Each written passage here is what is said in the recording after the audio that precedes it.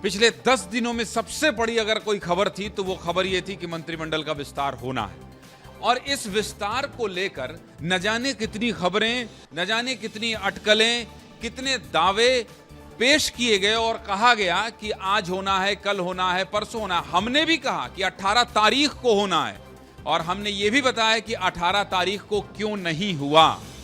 एक एक विधायक का मूवमेंट, कई सारे लोगों ने ये कहा नहीं, ये तो पहले से ही सुनिश्चित था कि ये विधायक का राजभवन में जाना है, मुलाकात होना है, लेकिन ये इत्तेफाक नहीं था।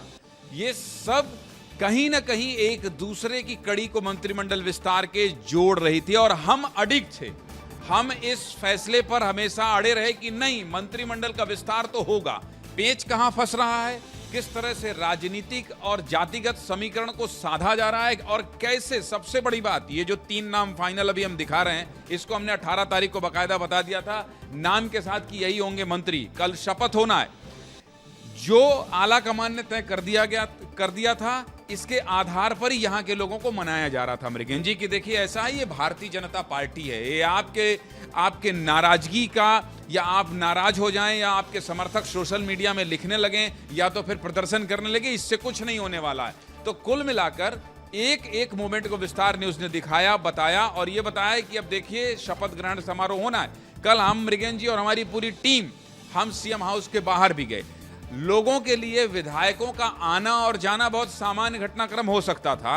लोगों के लिए ओएसडी उमेश अग्रवाल का राजभवन में जाना बहुत सामान्य बात हो सकती थी।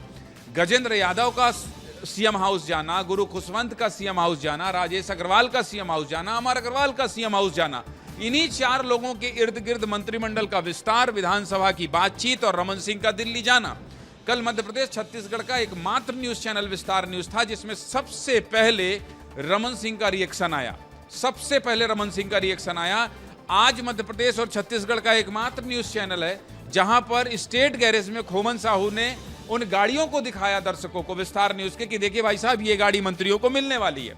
रोहित मिश्रा ने एयरपोर्ट में रमन सिंह से यह तक पूछा कि क्या आपको कोई नई भूमिका मिलने वाली है। और आज प्रधानमंत्री से रमन सिंह की मुलाकात, उस कॉन्फिडेंस के साथ मुलाकात, बहुत कुछ संदेश संकेत दे रहा है। और अब जब यह कहा जाने लगा है, अब तो राजभवन के सूत्रों ने भी और अब बहुत सारे लोगों ने यह कंफर्म कर दिया है कि हां, कल ही शपथ ग्रहण होना है। लेकिन ये जो पत्र है, ये पत्र भी सबसे पहले विस्तार न्यूज ही ब्रेक कर रहा है, जिसमें भारतीय जनता पार्टी के सचेतक, जैसा कि नितेश ने बताया, मृगेन जी ने बताया, कि उन्होंने सभी भारतीय जनता पार्टी के विधायकों को यह कह दिया है कि भाई साहब कल 10:30 बजे राजभवन पहुंचिए। तो ये पत्र भी सबसे पहले विस्तार न्यूज बता रहा है। गाड़ियों को सबसे पहले बताया, यहां तक कि फूल और माला जो कि राजभवन में ले जाए जा रहे हैं ऑटो से सजाने के लिए छत्तीसगढ़ मंडपम, वो भी सबसे पहले विस्तार न्यूज ने बताया। क्यों? क्योंकि आपके क्षेत्र के विधायक मंत्री बनने वाले हैं। आप सब टकटकी लगाकर दिखा रहे हैं कि देख रहे हैं कि कौन से विधायक को मंत्री पद की शपथ दिलाई जाएगी। ऐसे में एक एक खबर, राज्यपाल रामेन डेका ने आज जगन्नाथ मंदिर में इशारा किया कि कुछ तो बड़ा होने वाला है। उसका विश्लेषण भी हमारे द्वारा, विस्तार न्यूज के सहयोगियों द्वारा किया गया। और अब जब ये लेटर आ गया है, इसका मतलब अब कोई इंतजार नहीं, कोई बाधा नहीं, कोई कयास नहीं, कोई संभावना नहीं, कोई क्वेश्चन मार्क नहीं। अब सिर्फ और सिर्फ इस वक्त की सबसे बड़ी खबर यह है कि भारतीय जनता पार्टी ने सूचना जारी कर दी है और उसमें यह लिखा है कि सभी माननीय सदस्यों को सूचित किया जाता है कि दिनांक 20 अगस्त 2025 को प्रातः 10:30 बजे राजभवन रायपुर में मंत्रिमंडल का शपथ ग्रहण समारोह आयोजित है।